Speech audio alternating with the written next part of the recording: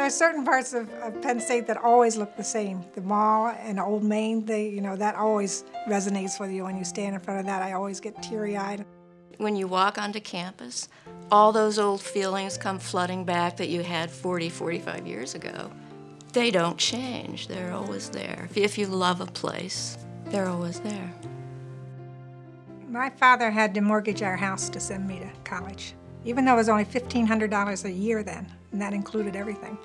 He had to mortgage the house. They never took a vacation while I was in college because they didn't have the money. So I really knew it was a privilege for me to go to college. No one in my family had been to college before, and my parents did everything they could to allow me to come to the place that I wanted to be at, which was Penn State. We met my first week on campus as a freshman. There was a mixer. They called them jammies then. I was a junior, and one of the things that junior males did was go to the first week mixer to see what freshman girls had arrived on campus. Took one look at this one, and he swept me off my feet. I fell in love with this campus from the moment I walked on it. It instantly became pretty much my favorite place on earth, and it has remained that way. I get here every chance I can. It's the place I like to be. We started with giving scholarships, and I was interested in my home community of Chester, Pennsylvania. And I decided to sponsor scholarships to students from there. You're enabling students to come and greatly enhance their whole life potential by attending Penn State, by majoring in a field that interests them, and by doing in-depth work in that field. Once you educate one child and send one child through college, that just expands exponentially, because then they'll have the expectation of sending their children to college. When we first started giving, it was at very modest levels, and one of the things that I always appreciated was the degree of appreciation that the college and the university showed for gifts of all sizes. The first thing we did of any size for the college was to fund the lecture series. The idea was that top scholars would come to Penn State for a day, give a lecture to a broader community that would include faculty, graduate students, undergraduates, and the general public, and best of all, us. It's part of what makes Penn State a great place to study at. We bring in renowned scholars every year who give a series of lectures. So you get face time with some really big heavy hitters in the field. And it has exceeded all of our expectations, and we still get to come and participate in it. It's been just a terrific thing. I think one of the things of a college education is that depth of learning that an institution offers to you, and it's multifaceted.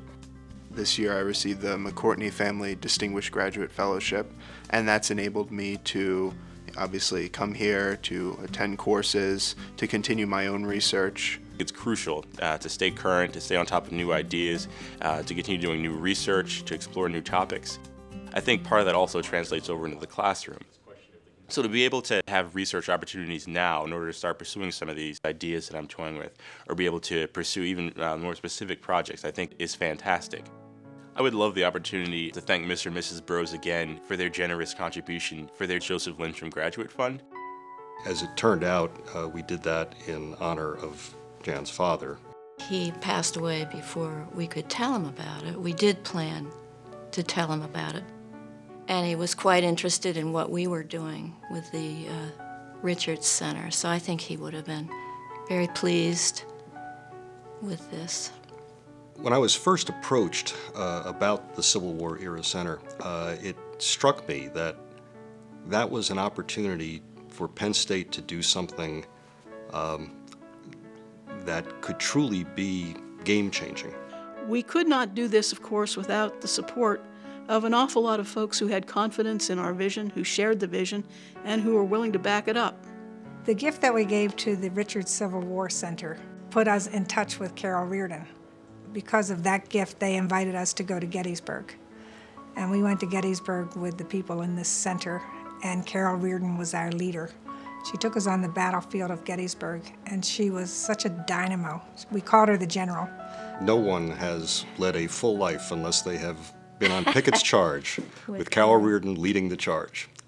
It is an astonishing experience going up that hill with Carol at front.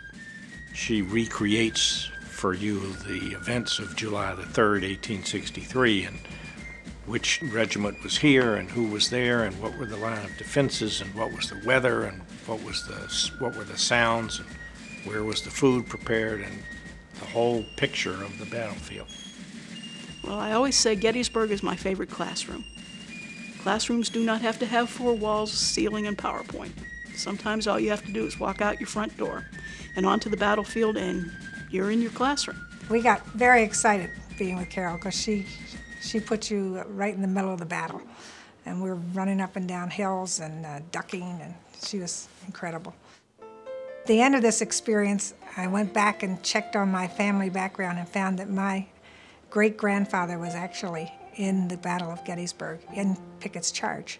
And when we talked together, we thought that this would be a perfect match for us to give Carol our endowed professorship in the name of George Winfrey, who was my great-grandfather.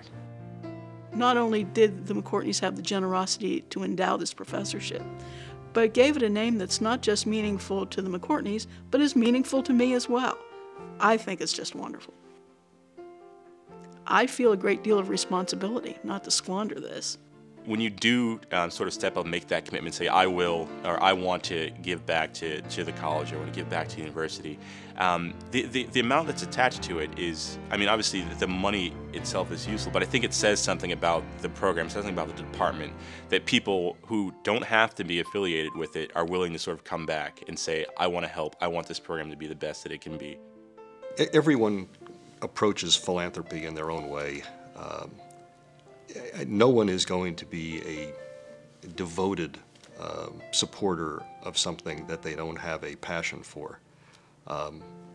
Finding that is the key. For us, it was never hard. It started with Penn State, and that's become the focus of our giving, and I expect it always will be.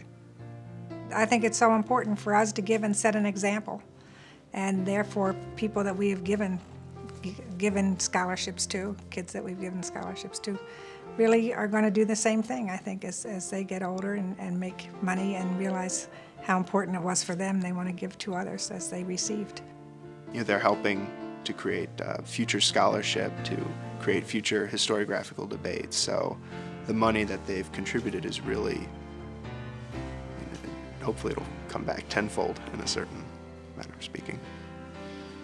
I'm just so grateful that they're willing to take that kind of risk. I'm so grateful that they're willing to put that much of an investment behind what they clearly think is important to themselves. We get very strong feedback from the students, which we really appreciate. It makes me feel wonderful when I get the letters.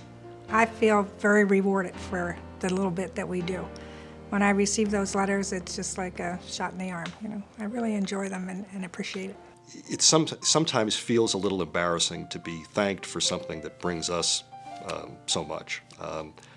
Yes, we understand that we're making a contribution that the university appreciates. They tell us that every day in so many ways, but it's not one-sided. We get every bit as much back as the university does.